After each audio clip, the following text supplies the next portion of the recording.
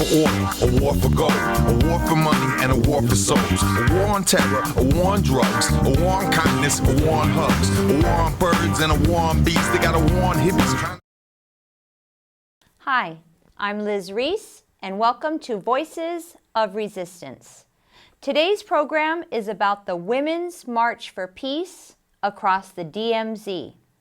On May 24th, 2015, 30 international women peacemakers from around the world walked with Korean women, North and South, to call for an end to the Korean War and for a new beginning for reunified Korea. The international women's delegation included 2 Nobel Peace Laureates, Gloria Steinem, along with Hawaii residents Christine Ahn and Ann Wright, and 25 other women, who were joined by thousands of women from North and South Korea. On June 14th of this year, Christine Ahn and Ann Wright talked about their experiences in North Korea at the DMZ and in South Korea here at Revolution Books in Honolulu. Let me tell you a little bit about Christine Ahn and Ann Wright. Christine Ahn is a columnist and organizer for peace and justice in the U.S., Korea, and Asia Pacific. She co-founded Women De-Militarize the Zone, Korea Policy Institute, and National Campaign to End the Korean War, and was Senior Policy Analyst at Global Fund for Women. Ann Wright, who has been a frequent guest here on Voices of Resistance, is a retired U.S. Army Reserve colonel and a former U.S. diplomat who resigned in 2003 in opposition to the U.S. war on Iraq. She now works globally with peace and social justice groups. So once again, the program you're going to see was filmed on June 14th here at Revolution Books in Honolulu of Christine Ahn and Ann Wright talking about the Women's March for Peace across the DMZ. After their presentation, we're going to show you a very short clip from South Korean news television, and I think it gives you an interesting idea of some of the different things that the media was putting out about this Women's March for Peace across the DMZ. So I hope you enjoyed today's program, and thank you for watching Voices of Resistance. Hi everyone, welcome to Revolution Books. For anyone who doesn't know me, my name is Liz. I'm one of the staffers here at Revolution Books. For today's program, we are really excited and stoked to have 2 really awesome women here, Christine Ahn and Ann Wright. Both of them are going to be speaking about their very recent trip to the DMZ for the Women's Peace March. And, you know, it's really amazing. If people didn't see it on the news, it got a lot of press coverage, a lot of really bizarre press coverage as well. So it's good to have them both here to tell us like what exactly went down and what happened. Also, you know, Christine, I first met when she was speaking around the TPP. That's been in the news a lot lately. So during the Q&A, if people want to talk about that and where that's at. And Ann, as always, has been traveling around the globe since she was last here in Honolulu in February. I can't even keep track of all the places. I know she went to Cuba. She went to El Salvador regarding the School of the Americas and met with the president of El Salvador. She was also at a protest in Las Vegas against the big real estate RE/MAX that was, you know, selling some of the stolen Palestinian lands in the West Bank. What else have you been doing since then? The drone protest at Creech Drone Base. The drone protest over at Creech Air Base, so if people want to talk about that after. But I'm really happy to have both Ann Wright and Christine on here, who are going to be talking about the Women's Peace March.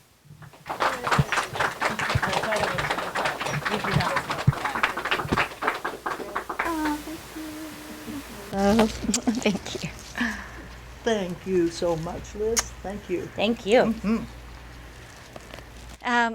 So I feel bad because actually you should be here to listen to it. And all those places. I mean, I feel like I didn't even get to listen on the trip, but thank you. It's such an honor to be here at Revolution Books, and I really want to thank the folks here for hosting this talk, and really the community for coming out. It's so great to see so many familiar faces and to have the solidarity and the support. So I'm Christine Ahn. I'm the organizer of this Peace Walk. We've been specifying it's a peace walk and not a march because sometimes march can feel so militaristic. And even though we know marches are important, but we really wanted to give it kind of a feminine feel because that can be a little bit more subversive sometimes.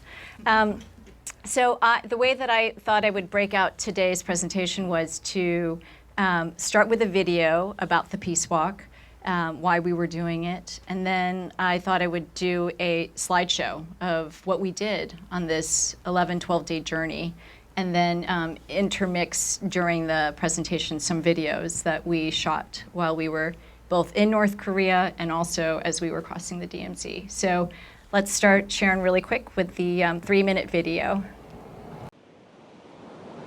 Last year, nearly 4,000 elders died in South Korea without seeing their children and grandchildren, cut off from them in North Korea for over 60 years.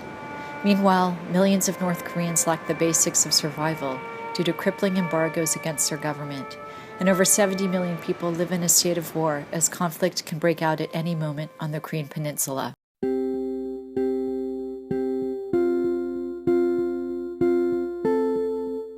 Hi, my name is Christine Ahn, and I'm helping to organize a women's peace walk across the DMZ between North and South Korea.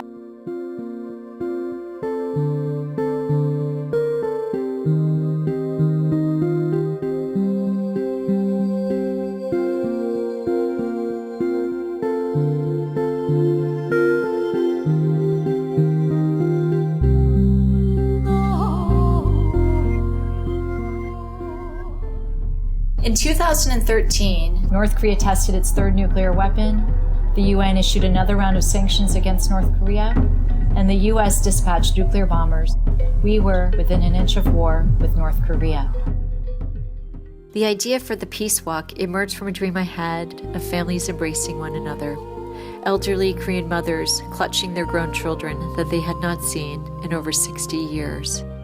We are hoping to walk with North Korean women to the DMZ, where we will be met by our Korean sisters in the South, and together, in one continuous line from Pyongyang to Seoul, women from around the world will call for an end to the Korean War and for a new beginning for Korea. It's important that women in particular initiate and pursue peace efforts. In Ireland, for instance, it was the women who crossed the boundary of religion and region and said no more. For generations upon generations, the divisions in Ireland seemed inevitable, but the women managed to cross it, and now Ireland is a peaceful country. I think American women have a very important role to play in this, not as people who dictate the solutions, but because of the role our country played in drawing the line, and now very aggressively plays in enforcing it. As part of the Korean diaspora here in the United States, it is very important for me to remedy the historical legacy of the Korean War and to finally bring peace to the Korean Peninsula by replacing the armistice with the peace treaty. Here's the DMZ, the barbed wire that separates the people and the families in North Korea from their families and the people of South Korea. The Berlin Wall came down after pressure from civil society from both sides. People have power to bring down walls. Will you help us turn this dream of a women's peace walk into a reality? Be part of a historic event working to unite families and end the state of war on the Korean Peninsula. Help us make the DMZ history. Walk with us. Yay. And also, thank you, Oren, for shooting me in that footage at the Quaker House. So. And Doug's iPhone. And Doug's iPhone, right? Thank you. So you kind of get a sense of what we were trying to do. We were trying to walk with Korean women in North Korea and also walk with them in South Korea. We were wanting to hold symposiums about women in peace and the role of women in mobilizing to end war. And so we had 30 women from about 15 different countries. Anne was on the delegation.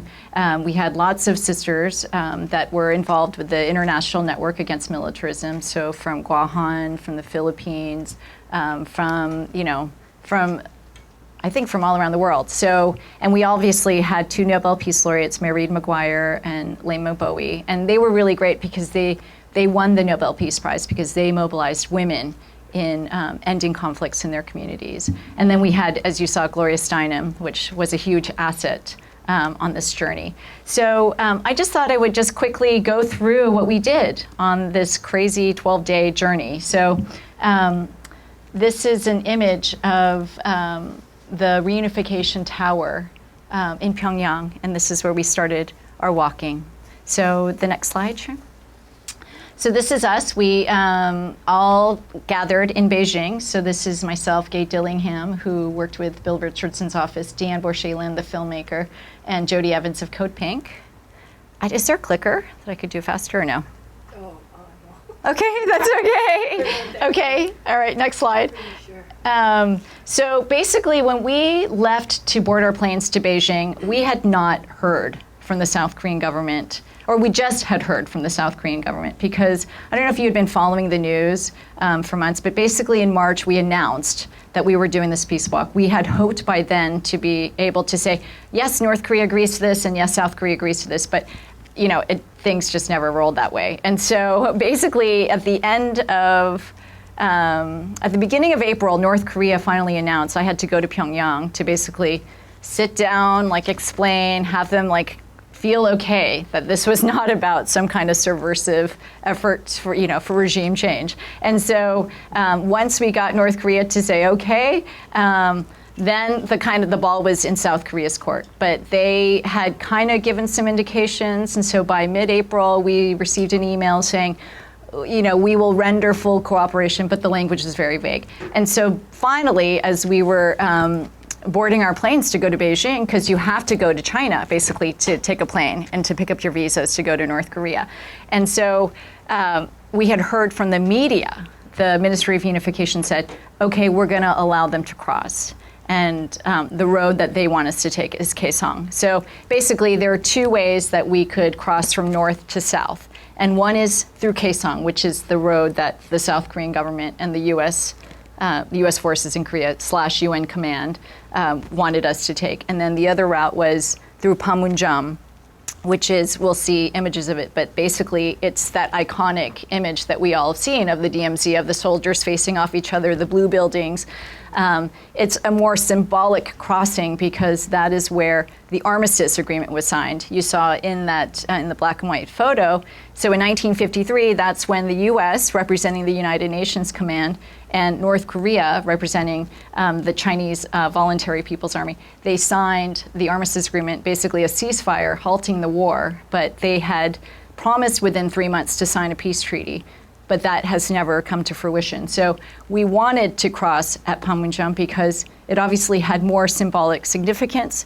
This is the 70th anniversary of Korea's division. Korea did not want to divide on its own. It was basically the result of foreign powers, so the United States and the Soviet Union divided Korea along the 38th parallel at the end of World War II. And it was meant to be a temporary division, and now 70 years later, the Korean Peninsula remains divided and millions of families still separated. So this is, I like this picture because basically we did a lot of this, which was what are we going to do? What's the strategy? How are we going to basically try to put pressure using the media to get the UN command, which is the U.S. forces in Korea and South Korea, to let us cross at Panmunjom. So next slide. So we held a press conference on the morning that we were leaving. So we left on Tuesday, the 19th, to basically fly into Pyongyang. And so we held a press conference at our hotel in Beijing. And this is where we announced that, our hope is to still cross at Panmunjom. And we had 2 journalists that were traveling with us. One was from the Associated Press, and the other one was David Gutenfelder, who's a photojournalist. I don't know if you guys have seen his images in the New York Times, but he just had a great spread. He's been to North Korea 40 times, and it was really great to have them with us because, especially the AP guy, who basically was the megaphone that we could communicate while we were traveling to the world. So next slide. So here we are. We arrived into Pyongyang. This is a quilt that was made by Korean women diaspora. And here we are. We had a very warm greeting. Next slide, Sharon. So the first day we had it was sort of site visits. We had four full days in North Korea. So we requested to have some site visits. So we were first taken to the birthplace of Kim Il-sung. We can go into this later, but it turned out to be a very controversial visit. North Koreans, I had negotiated with the North Koreans that they historically want you to go visit the statues of Kim Il-sung and now the statue of Kim Jong-il, who was the son. And I had thought I was clever enough that I was able to negotiate with them that I didn't think that was an appropriate visit as we were traveling among feminists. And so if we could avoid that site, that would be probably best for them and for us. And so they said, we don't want to repress anybody. So absolutely, we could skip that visit. And so the compromise is they still want us to know about the founder of North Korea, about North Korean society. And so this was the compromise. And anyway, we can talk later about it turning out to be a very controversial site visit. So next slide. Then we visited we visited an elementary school for really gifted and talented children. Next slide. And I picked this picture because this little girl, I think she was 5, was extraordinarily talented. And this is the gayagum. It's a traditional Korean instrument. And she was like amazingly gifted. Next slide. Then some of us visited a textile factory that was women-led. And this is, they're making the North Korean flag. Next slide. And then the next day, which was on Thursday, we had our symposium. And so we started out with where the morning was with North Korean women basically sharing their experiences of war, the ongoing impact of war, including the sanctions on the people of North Korea. And there were about 150 women. And it was great. It was all kind of in a big forum, and everybody was in a circle. And Gloria Steinem noted, when she was going around that, it's great that here we are in a circle, basically, women being able to talk story. And so I think the next slide is, so anyway, it was really difficult to listen to the stories. I think at the end, the international women were virtually on tears. There was one woman who shared how during the Korean War, I think she was 7, how she was like running to escape a situation. I mean, I was behind, so my sound wasn't great, but basically she was fleeing a dangerous situation, and as she reached to grab the handle of the doorknob, I think it was U.S. soldiers basically shot at her hands. And so her hands were basically cut off. And so she told her story of like basically bearing children, having her husband basically hold the babies as she was, breastfeeding. But she basically had no hands. She was basically like this. And, it was like those were the real stories, and it was really important for us to be there to hear those stories. And so actually, Sharon, do you mind switching so that we can show one of the videos? Sorry, or maybe should I just do the videos at the end? Whatever works. I think maybe that would be, well, why don't we just do that at the end? Okay. I'm going to show a video clip at the end of this beautiful ceremony. So I'll talk about it when we get there. But basically, we had the North Korean women do a quadrant of a quilt. So it's called the chogakbo, and it's a traditional Korean women's art form. And so there was this big design. North Korean women did one segment of it. South Korean women did one segment of it. The international women did one segment of it, and Korean women diaspora. And the idea was that we would stitch Korea back together. And it sounded really kind of hokey, but it was really amazing. Basically, the what had happened. And we have a video clip that we can share. So the next slide. So that afternoon, we had an international peace symposium. We continued that, and we had speakers, Lema Bowie from Liberia, Mayreed Maguire from Ireland. That was Cha Jun-hee. She was the vice president of the Democratic Women's Union from North Korea. Patricia Guerrero from, she's a human rights lawyer from Colombia. Medea Benjamin from Code Pink.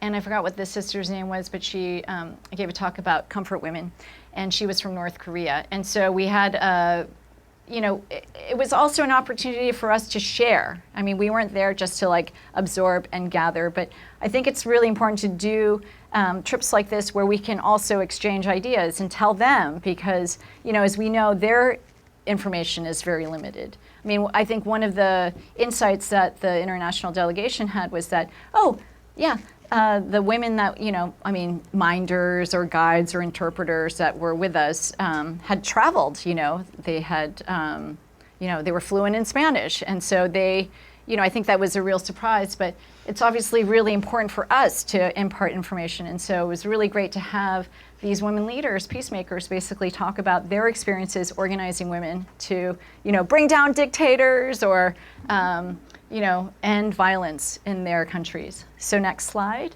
And here's some of the images of the North Korean women listening. And they were really intently listening, and they asked some good questions at the end. Next slide. And then we had an evening thing, and I just really like this picture. That's Patricia Guerrero, and that's Brinton Lakes. She's a professor at Boston College who's done a lot of experience on trauma and basically after civil wars. And she had a really interesting insight that she has worked with a lot of communities, especially indigenous communities, who have worked through trauma after Civil War. And she found that it was interesting in listening to the testimonies of the North Korean women that she just observed that she didn't feel like they had been able to process some of that trauma because the war has never ended for them. They're basically in this siege mentality. And, whether it's real or imagined, they feel they have to be enlisted to defend their nation. So anyway, I thought that was a great insight. Next slide.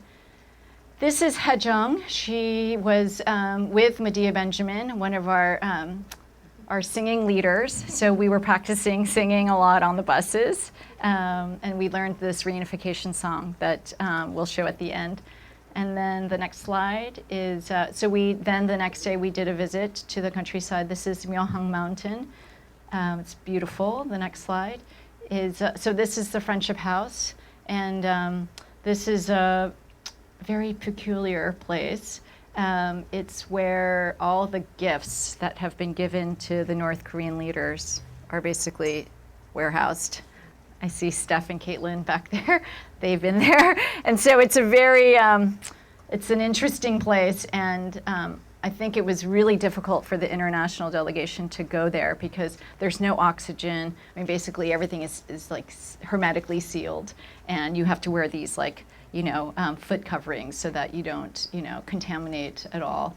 And then there are these wax figure statues, and I think it was very uncomfortable for the international delegation because our guides basically they go and they bow to this wax figure of Kim Il-sung, who was the founder. And so it was really, I thought that it was great that we went because we basically had some very interesting and difficult conversations with the North Korean women because they were like, why are you so uncomfortable bowing? And it was like, well, because the way that North Korea is portrayed in the Western media is that, North Korean leaders are pretty brutal, Stalinist, authoritarian dictators. And so it would be in some ways like if you were to come to our country, to the United States, and to go to a museum and there would be a wax figure of like George W. Bush and basically bowing. And I thought that was a really great, they were like, oh yeah, that would be really weird. And so, but you know what I mean? If you're not there and you're not going to these places and basically like reflecting back to them, this is really weird, where's the change gonna happen? So anyway, next slide. Then afterwards, we visited the oldest Buddhist temple that is on the Korean Peninsula. I think it's from like the 1300s or something. It's really old. Next slide. And then we'll show a little segment of this video, but basically we had press conferences in our hotel room on my bed because as things were unfolding. And so this is a really great photo because this is Colleen, who was a staff designer at Twitter, accompanied us on the trip as support team. And she did live periscoping. Has anybody heard of periscoping? Right here? What is it? Live streaming. Yeah, so it's a new app from Twitter. And basically, we did the first periscoping from North Korea. How cool was that, from Pyongyang? So we'll show a little video clip afterwards. So next slide. And then the march begins, and then the peace walk begins. And I love this photo. So you know what this blue is the One Korea flag that North and South Koreans wear. And so they were just, in their North Korean regale pageantry. And I love what Jody Evans of Code Pink says. She said, I had march envy because like the North Koreans, there were like 5,000 North Korean women. They were all in their like traditional Korean dresses with their flowers. And we met at the Reunification Tower. So next slide. And that's an all-woman band. That's an all-woman band who accompanied us. So here they are. Here. Go back the other way? Oh, okay. There should be one. Yep, the all-woman band. Here we are lining up. And then the next slide is the North Korean women. Yeah, there were 5,000 of them.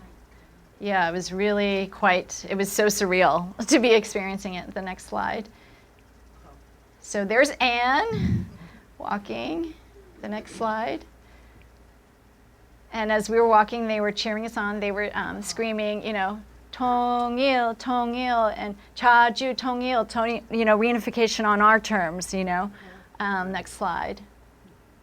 And this was the where we had started the peace walk. So it's on the edges of Pyongyang, and it's on the road to Kaesong, which is where the DMZ is at. Next slide.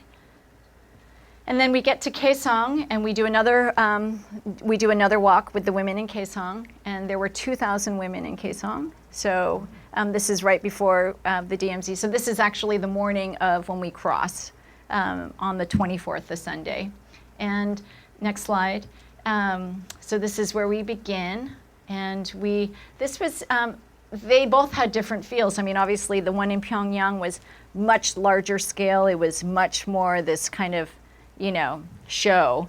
And this one, Kaesong, is, it's a little more rural, It's an ancient capital, and we were basically walking through the streets. And so there were apartment buildings, and there was something so, I don't know, it was so moving to have people basically waving from their apartment windows, elderly women who had probably lived through a united Korea, So anyway, next slide, we actually have some images. I mean, look at this. I know, I mean, they were like bawling and we were bawling. The next slide. Yeah, I mean, it was so heartwarming to just know how much support and solidarity there was for our walking. The next slide. And we stopped at, after that, we went to, this is Panmunjom. This is the iconic place. So we were obviously on the North Korean side looking across the way. That's the South Korean building. It's called the Freedom House. And I don't know if you guys saw the New York Times photo, but it's me and Gloria Steinem basically with our peace signs up.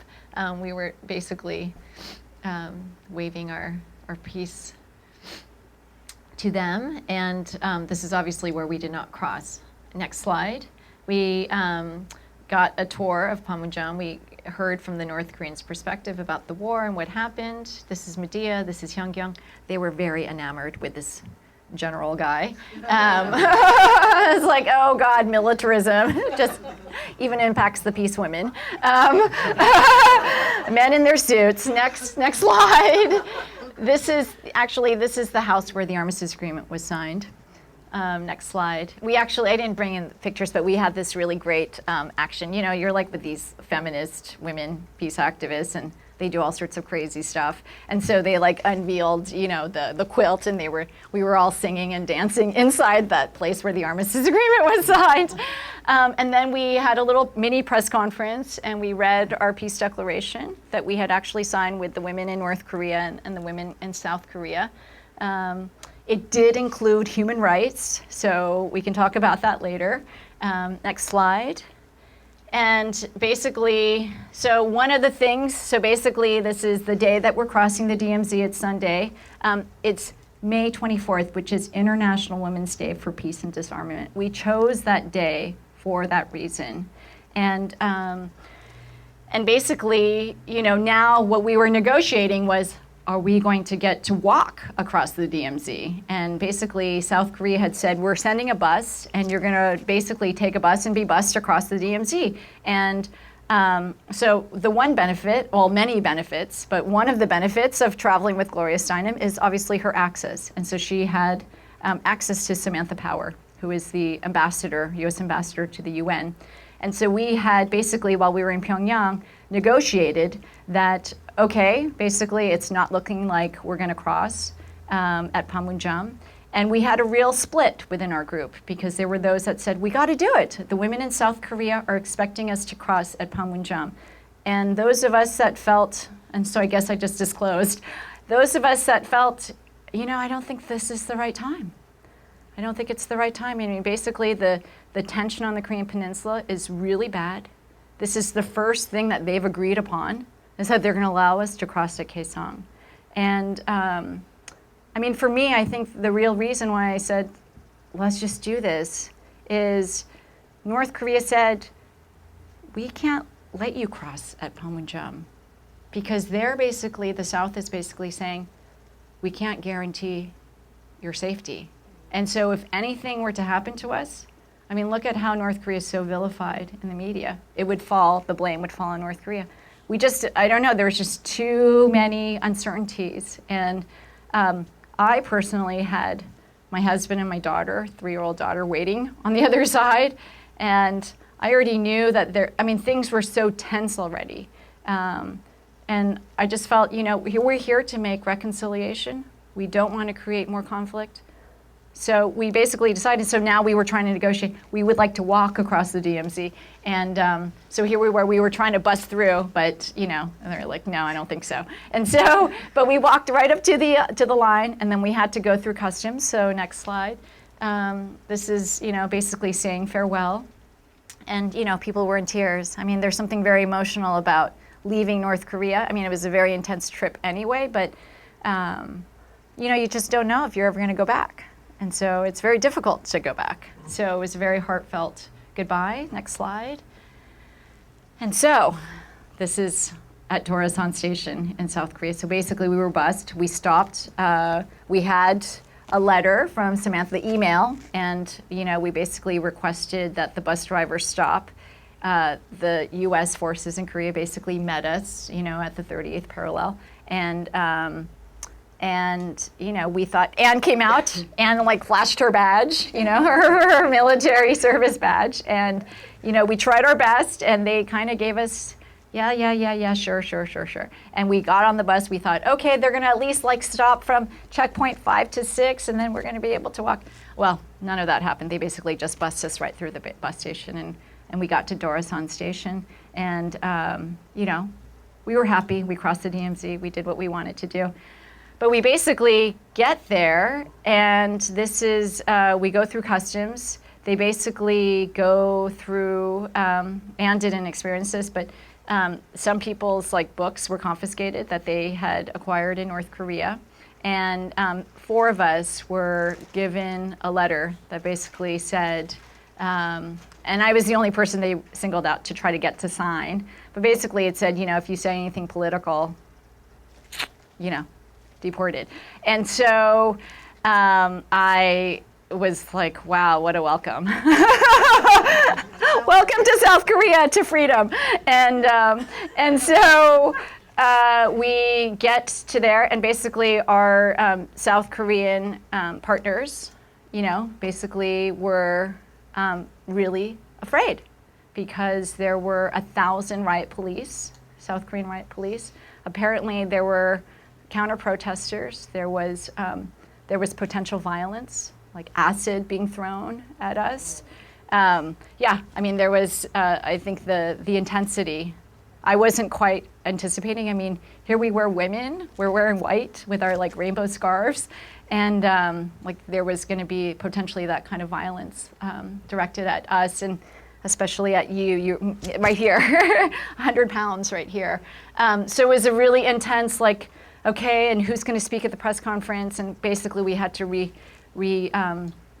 recalibrate who was gonna speak. And basically, the next slide, we had like 200 media.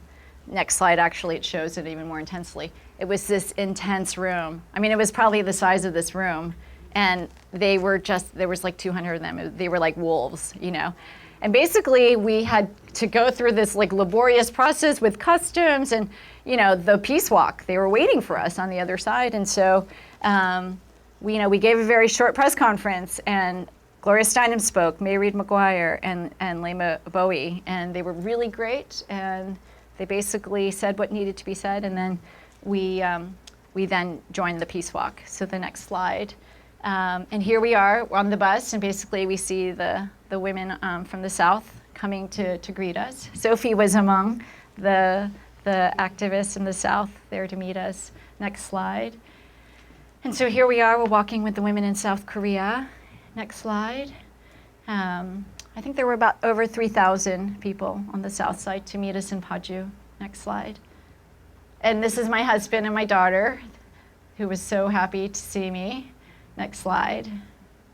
And we had a beautiful peace rally, music festival. Next slide. Here's, and so actually we got to the hotel, and there were like 30 undercover cops, with their like squirrely or curly things. And basically the organizers in South Korea did not want to take any chances. And the next day was the Peace Symposium in Seoul, and, they pulled up in these like SUVs with tinted windows, and, basically there's, they were really afraid that there could be violence against us. And so here's one little demonstration outside of the symposium. Next slide. And here's the Peace Symposium in South Korea. Next slide. And this is the mayor of Seoul, and he's a presidential candidate. And it was really great that he came out and supported us and gave us the city hall to organize the symposium. So that was the journey. It was really intense and amazing. And I just wanted to show just a few quick videos, if that's okay. Yeah, that's it for the slideshow. Okay. So the first video that I thought I would share was, let's see. Yep, this is it. So this is the quilt. So, hold on. Okay, so basically the morning session of the symposium in Pyongyang was so intense, and basically everybody was like basically embracing. I just thought I would tell the story really quickly that, so I had asked one of our organizers, Mr. O, there was a man that was like basically coordinating for all the women's side because he's so fluent in English and stuff. And I said, Mr. O, do you think we can sing a song afterwards, after the quilt stitching thing? And he said, well, he's a guy. He's like, well, there's not really a lot of time, and we're on a tight schedule, and da-da-da-da-da. And I was like, oh God, how lame. Basically, after this like amazing symposium and women are hugging, and then we do the stitching ceremony, the North Korean women just start singing, and we had been practicing, so we were like right there. So go ahead, hit the.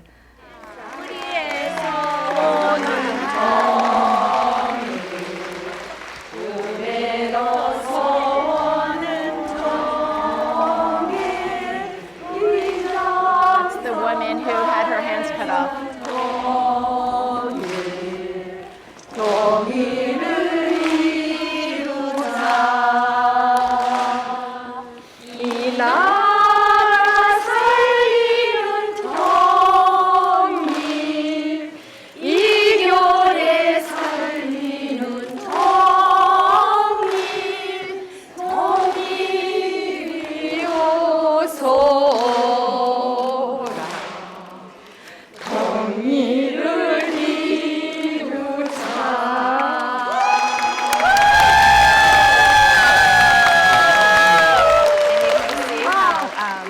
how touching it was for everybody. Yeah. Okay, so the next is the press conference. We're just going to show a little bit. Hi everyone, this is Colleen Biggs supporting the 30 delegates walking for peace and reunification of Korea tomorrow, Sunday, May 24th, International Women's Day for Peace and Disarmament. We're at Yanggakdo International Hotel in Pyongyang, North Korea. This will be our final press conference before we leave for Kaesong, where we will be crossing the DMZ tomorrow morning. We may not have any internet connection after we leave for Kaesong, so we wanted to update you beforehand. This is a bit of an experiment, obviously, so please excuse the rough patches and the brevity of 15 minutes. So we have Christine Ahn, lead organizer of the walk, Gloria Steinem, writer and activist, delegate, Mairead Maguire, Nobel Peace Prize laureate from Ireland, delegate, and Susie Kim, professor of Korean history at Rutgers. So Christine will now give a brief intro, and then our representatives will take questions from press only. Good morning from Pyongyang. It's a wonderful thing to be having a live press conference from Pyongyang DPRK. We've been here for the last 4 days. We've been meeting with North Korean women. We've been able to visit hospitals and schools and get a glimpse of life in North Korea.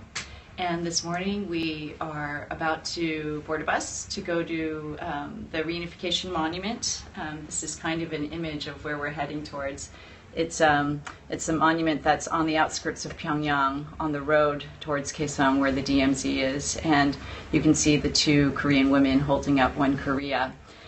And yeah, so we will begin our journey today, and tomorrow we will cross the DMZ at Kaesong, which is a wonderful thing. The two governments have agreed that that's the road that we will take, and we're here to support peace and reconciliation, and we are celebrating the fact that we bought one-way tickets here to Pyongyang, and now we get to cross the DMZ and be greeted by thousands of women in South Korea, where we will join hands with them and walk for peace and the end of the Korean War. Okay, so now press, we have a few minutes for questions. My name is Gloria Steinem. I'm one of the delegates on this peace walk, and really honored in a huge way to be one of the women from more than a dozen different countries who are making this walk, because the women who are citizens of North Korea and South Korea are forbidden to walk on the DMZ. Richard Duarte from Daily Herald, have you been able to travel freely about the city? The truth is, we haven't had time to travel really about the city because With that yesterday, which was surreal, because here we were trying to use the phone line, and one of the tragic realities of the division is that you can actually use the international phone lines here to call any other place in the world except South Korea, and so it took 3 days to basically call South Korea through Skype using a VPN to make sure that it wasn't originating, or at least seemingly originating, from Pyongyang. And so we had this very tearful and joyful reunion online last night, and trying to confirm exactly what the plan would be tomorrow to connect. And we got confirmation that they would be sending a shuttle or bus to the last checkpoint on the southern side to greet us, and we would be taken to the Torasan station, which is the last train station on the southern side that was reconnected but never actually made the trip into Pyongyang. And so we're tremendously excited. We managed to connect by voice yesterday, and we're just thrilled that we're going to be able to see them tomorrow. Okay. We're just breaking barriers and boundaries, and that's why these kinds of events are so precious and so important. We're taking our last questions. Yes, I'm sorry, the connection is flaky. We had another question from Katie Stanton from Twitter. Has UN Command approved or disapproved of the walk? I can answer that. Go ahead. Yeah. The UN Command had been clear from the very beginning that whatever the two governments decide, they would support. And so at this point, with the agreement between the two Koreas that the women would be crossing at the Kaesong line, the UN Command is, I think, providing full support. Maybe else would chime in. I think we would very much have liked to actually pass through the demarcation zone where the amnesty was signed in 1953, because it is symbolic of a division of North and South Korea. We didn't get permission to do that. We got permission to go through the Gamsung section, but we hope that eventually in time that things will open up between North and South Korea, between the UN command and between the governments of North-South Korea. You can't keep a people divided forever. It is totally unjust that the North and South Korean people are not allowed to see their relatives 70 years into partition. That doesn't exist in any country in the world. This is the longest Cold War operating anywhere, and we really have to challenge that.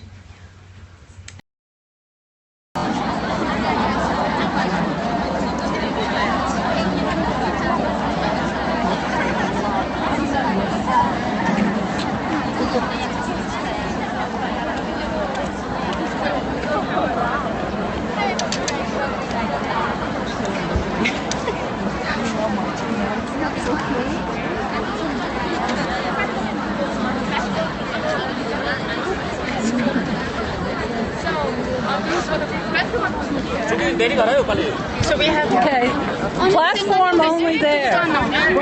What's it? Platform. This way.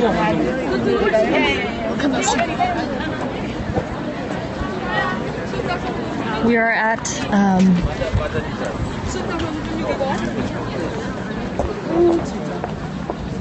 we're beginning the march today with the North Korean women on the north side before we cross the DMZ tomorrow. Shall we go there? Step down. Plus two. Plus two. We plus two is the camera. So the other we focus on. So we better get information.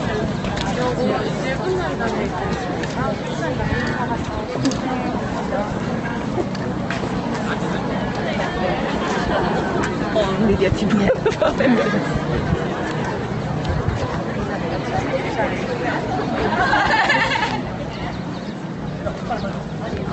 Where are you from? Oh, Mary.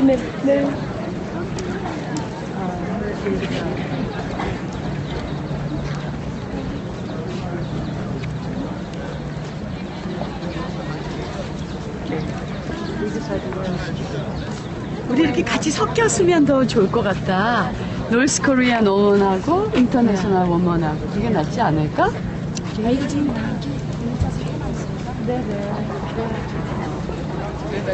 Not quite as light. I carried it. She asked me to carry it. Jane. But Mary was... It's difficult to take photographs. Where is Gloria?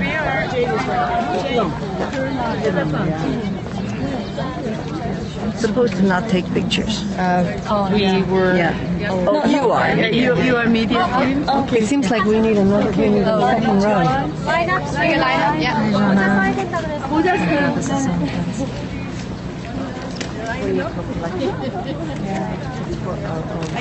We have 30 delegates, as well as a film crew and supporting staff such as myself, and press. We see David Gutenfelder from National Geographic right there.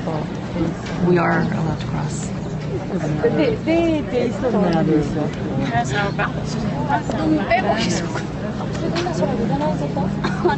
Okay guys, I may have to sign out for a bit, but I will come back if at all possible. Many North Korean women have joined us to march for peace and reunification of So this is David Gutenfelder, the photojournalist traveling with us, who used Periscope.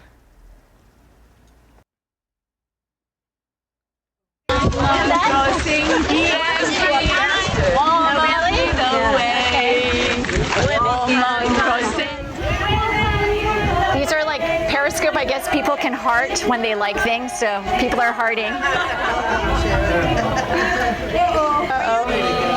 Oh no, it was his thing. Yeah. Women lead the way. Reunification. Women lead the way. Lead the way. Lead the way. Okay, that's it. Yay. Okay, now I'm going to give the floor to Anne. Very few Americans have been to North Korea, and when Christine came up with this crazy idea of let's take a group of 30 women, let's go to North Korea, see if we can cross the DMZ and go into South Korea, and let's have a peace symposium in Pyongyang, and then let's have one in Seoul, and let's see if we can't kind of jumpstart an international movement to get these nations, these governments, to do what's right for the people of Korea. You know, that there's reunification, strong reunification groups in both the North and the South, but the governments step in the way a lot. And as a former U.S. Diplomat, I mean, I know how governments step in the way of a lot of things that citizen groups want to try to do. And so when she came up with this idea, it was like, wow, count me in. I want to go. I want to be a part of this. And because you never can tell when citizen action will make the difference, will be the difference. You just never can tell. But you know for certain nothing's going to happen unless you try it. And so this attempt at starting a reunification process again, I mean, because it's not like the first time it's ever been tried. And that's one of the things that one of the presentations we had in Seoul at the peace conference there was a South Korean woman who's been a part of, for the last 25 years, there have been various conferences, many of them held by women of North and South Korea, meeting in a neutral place to talk about reunification.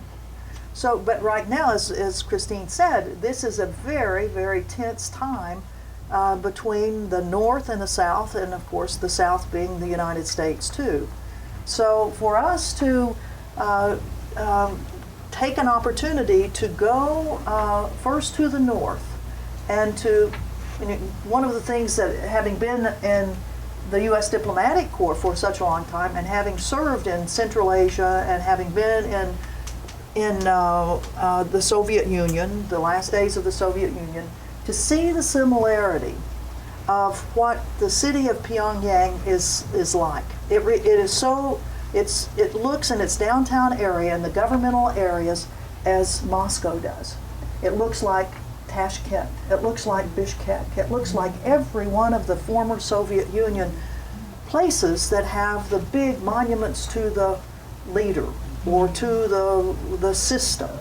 And then what we went through in terms of minders. I mean, I don't know if you all ever were in the Soviet Union in the 70s and 80s when it was very difficult to travel there, and you always had people watching what you were doing. And here we had official people that were with us all the time, government employees that were with us all the time. And for U.S. citizens, that's kind of, we don't really want people hanging around us all the time and listening to what we say, and as a part of our orientation, being counseled to say, we are in a delicate position in North Korea, and any one of our comments, if we start getting kind of,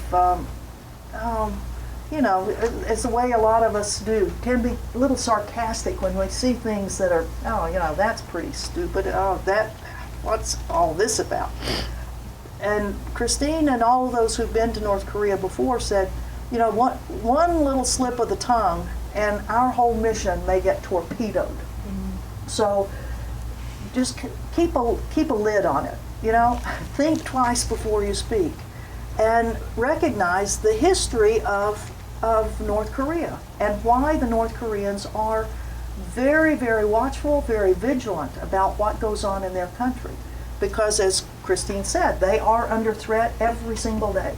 Their perception is that at any moment the United States may fire missiles into North Korea. The South Koreans, with a huge military, can come racing right across. They are very, very antsy And so for us as an international group to be coming in there was, I mean, I give them great credit to have a bunch of pretty high-powered people coming in to say we want to talk about reunification, we want to meet with women of North Korea. And granted, they were all handpicked by the government. There's no doubt about that. And everybody that was on the streets, the 5,000 to 7,000 women that were on the streets of Pyongyang, they were handpicked by the government.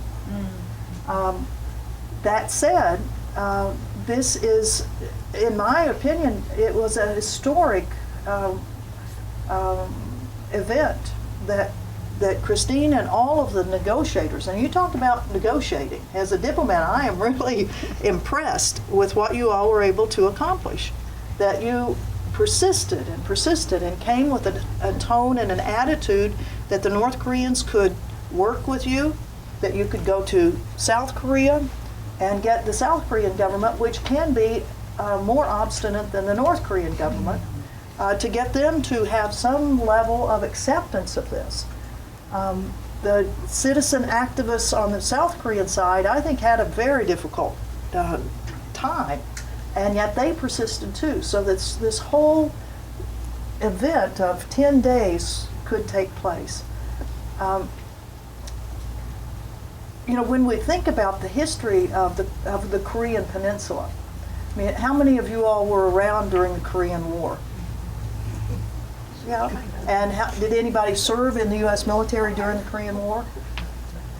Well, if you talk to Korean veterans, I mean, that was, all wars are brutal, but boy, that was a real nasty one. That was really horrific. In a 3-year period from 1950 to 1953, only 3 years, the estimates are anywhere from 2 to 4 million Koreans were killed. 2 to 4 million. You think the Vietnam War, how many years was that? That was almost 15 years that we counted. And during that period, there was a million Vietnamese that were killed. There were, from the U.S. perspective, we always say, you know, there were 58,000 U.S. military that were killed in Vietnam in that 15-year period. Well, in the 3-year period in Korea, there were 38,000 U.S. alone. There were 500,000 Chinese that were killed. Yeah, so it was horrific, it was brutal, it was horrible.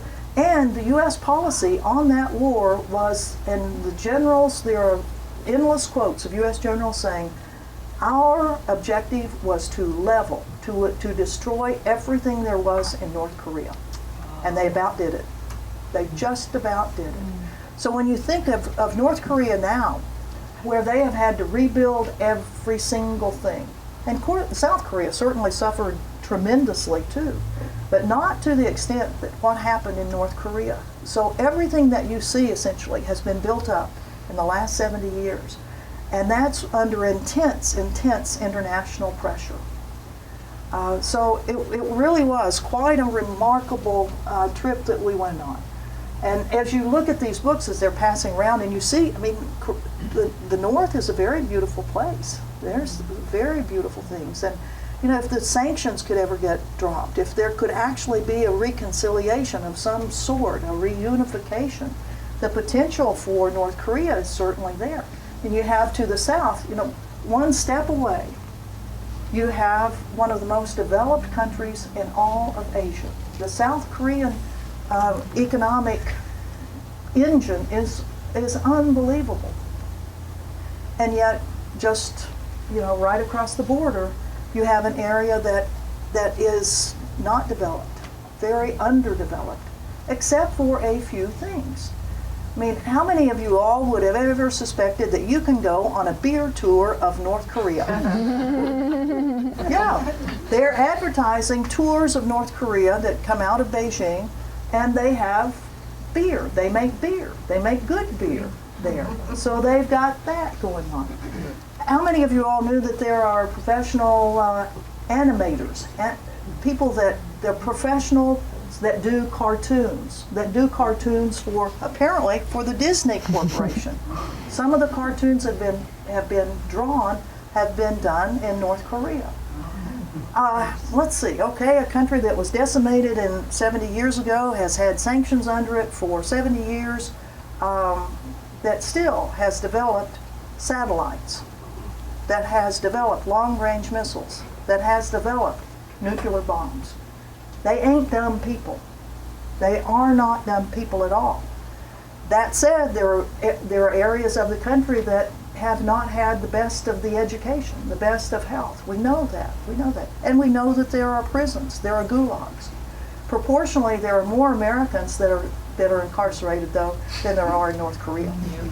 Yeah, by a long way. By a long way. So, it's a country of contradictions in a way, but a country that has people who deserve to be a part of the world, of the community of nations, to be a part of the world, and should not be placed in this corner where, as anybody is placed in a corner and they are poked at and poked at and poked at, that they lash out in strange ways. So I hope that we here in Hawaii, with an opportunity when we're in Asia and the Pacific, and we do have a role to play, and I hope that we can keep our minds open about what is possible, and that we will support any sort of efforts toward reunification, reconciliation, and peace on the Korean Peninsula. Thank you.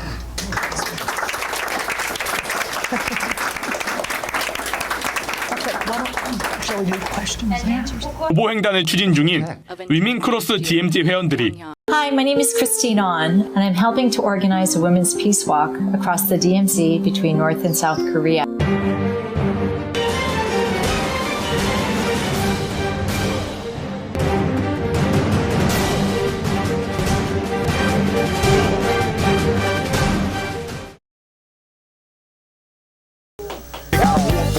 A war for gold, a war for money, and a war for souls. A war on terror, a war on drugs, a war on kindness, a war on hugs, a war on birds, and a war on bees. They got a war on hippies.